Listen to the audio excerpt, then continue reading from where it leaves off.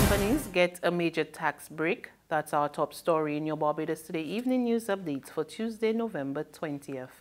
A warm welcome to you. I'm Fernella Wedderburn. Major tax relief for companies across Barbados. Today, Prime Minister Mia Mottley announced government's plans to slash corporation taxes in keeping with a commitment made to the Organization of Economic Cooperation and Development by the former Frondel Stewart government that Barbados would dismantle its tax system by year end.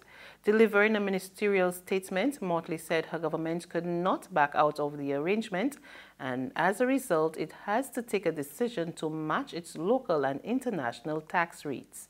Outlining the new rates, Mottley says businesses will benefit from major savings, and she urged them to give back. Domestic companies, I say to you, welcome this opportunity with this significant reduction in your tax rate to embark on new investment, on research and development, on training. With these new tax changes, I lay down a challenge to Barbadian companies that there must be benefits to the country of a sharply lower corporation tax rate. Barbadians will expect these benefits post-2019 to be in the form of higher local investment, more enfranchisement of our employees, and indeed better pay. So, sir, we understand that there are opportunities. But we equally understand that our low corporation taxes sit uneasily with what is now a relatively high personal income tax. If we were not forced to act quickly, sir, today to avoid sanctions, we would wait until we could afford to make all of the changes that we are required to make in one go. But the reckless antics of the last government, sir, require that we make the changes now that we must make in 2 steps instead of 1. The top brass of the Royal Barbados Police Force reports that the island has recorded less crime so far this year. Acting Commissioner of Police Erwin Boyce told journalists at a news briefing this morning that preliminary data up to November 10 showed that 102 fewer crimes have been committed in Barbados when compared to last year. That also includes a reduction in murders, which have decreased by 4. The crime mix of offences remain predominantly as offences against the person and offences against property. And from that mix, we have seen decreases in what we call major crime: murder, robbery, rape, aggravated burglary, theft from the person, and commercial burglaries. For example, murders today has decreased by 4 when compared with the 2017 figure. In 2017, at this time, we had on our books 28 murders, and this year at this time, we have 24. Robberies by 2, aggravated burglaries by 7,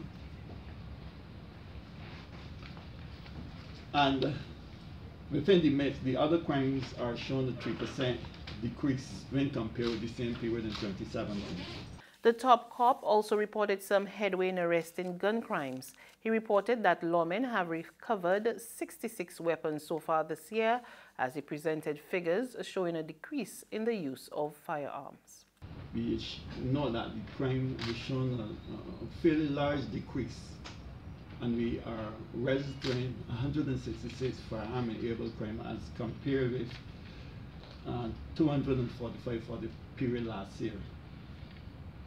And firearm-enabled crime include murder, robbery, assault with intent to rob, aggravated burglary, endangering life, and shootings with intent.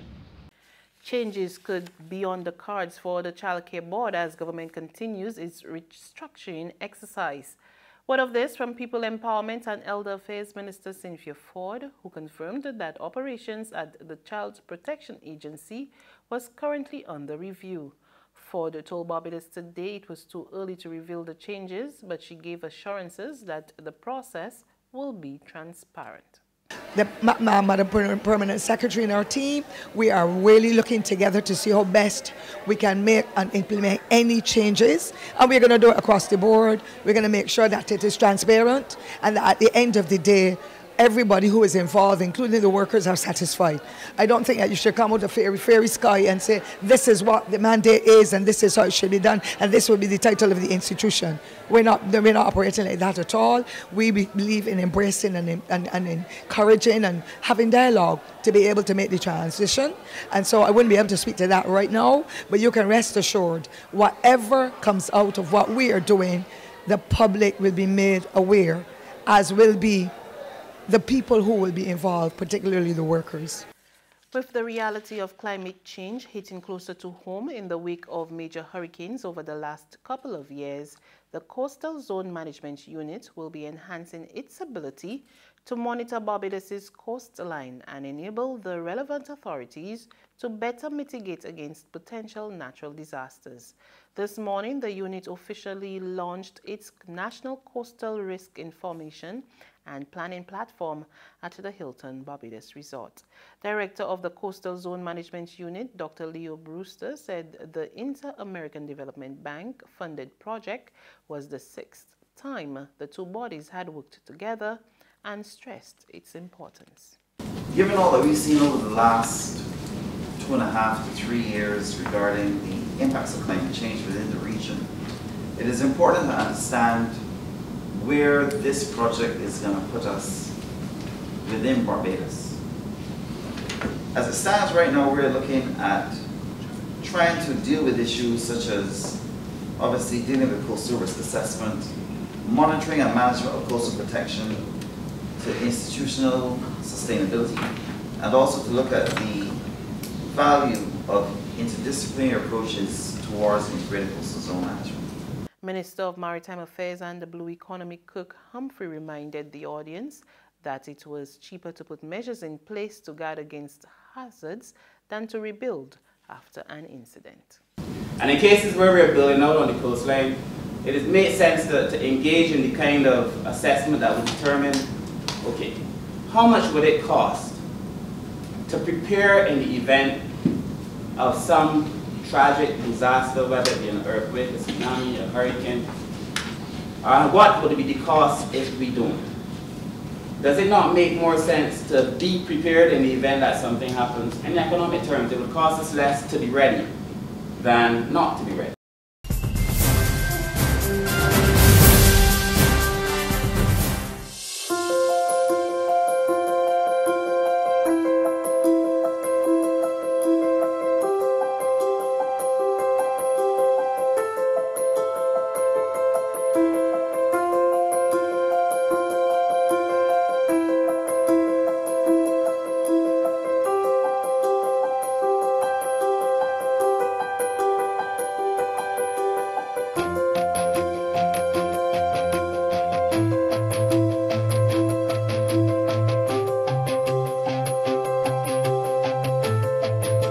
Barbados Today, news you can trust.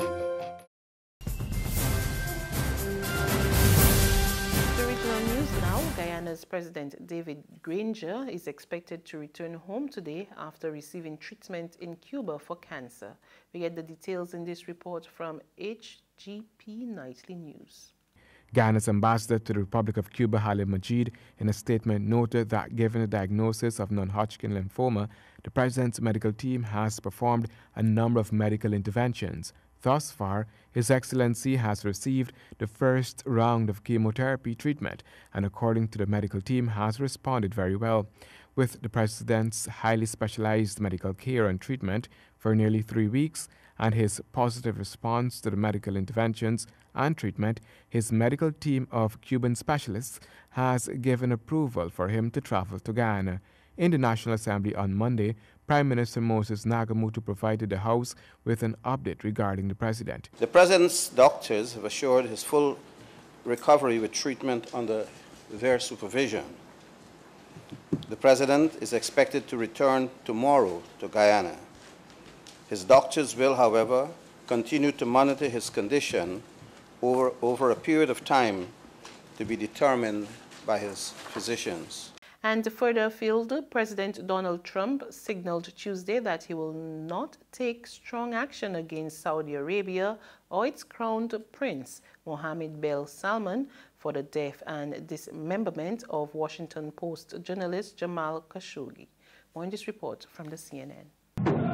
The president has been steadfast in his commitment to the Saudis as allies, and this is just the latest show of support. At the same time, we do have an ally, and I want to stick with an ally that in many ways has been very good. The statement points to the economic ties between the two countries. Quote, the kingdom agreed to spend and invest $450 billion in the United States.